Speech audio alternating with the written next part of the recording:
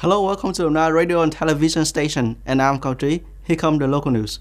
Prime Minister Phạm Minh Chính had just held a phone call with Austrian Prime Minister Sebastian Kurz. The two prime ministers agreed to resume high-level delegation exchanges and contacts soon, especially in 2022, strengthening cooperation mechanism, including the Vietnam-Austria Joint Committee on Economic Cooperation and Investment.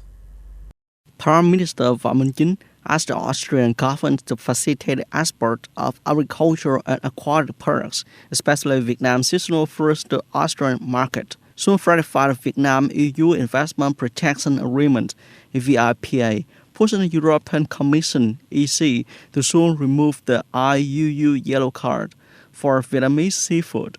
The Prime Minister asked Austria to consider supporting and strengthening surplus vaccines, cooperating in the transfer of vaccine production technologies and COVID-19 treatment drugs, and considering providing medical equipment to Vietnam.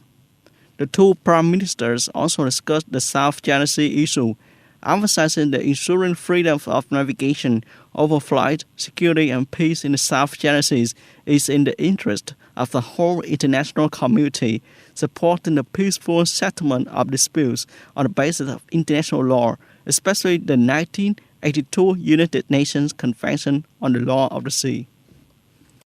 The United Department of Health has just sent a written request to the Inspectorate of Department, Centers for Disease Control, medical centers of districts, cities, and vaccination facilities in the province to strictly implement the vaccination against COVID-19. The Department of Health requires immunization facilities to continue to organize vaccination for all cases of 18 years of age or older, not for ages outside the guidance of the Ministry of Health.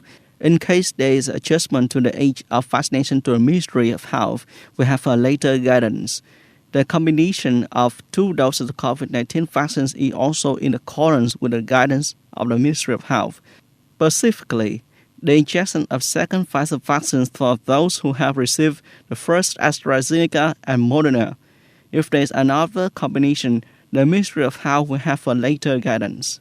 The Department of Health assigns the Inspectorate of Department to assume the same position in organize the inspection of immunization establishments and immunization points, strictly comply with regulations.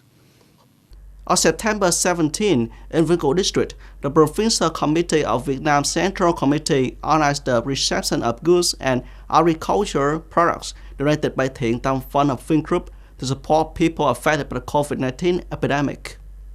This time, the charity fund has given 2,000 gifts, each worth 400,000 Vietnam dong, including green vegetables, essential necessities, and 7 tons of agricultural products to support people in need who are being quarantined and placated in the North Province. The total value in this reception is worth nearly 1 billion.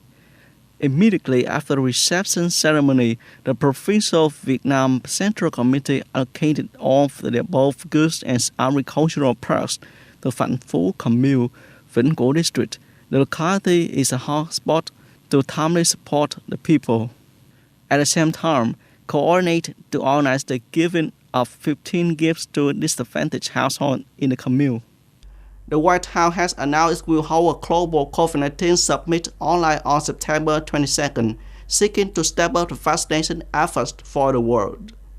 According to White House Press Secretary Jen Psaki, the U.S. will call on countries to come up with greater ambitions on topics such as efforts to immunize the world, increasing oxygen supplies, and medical protective equipment.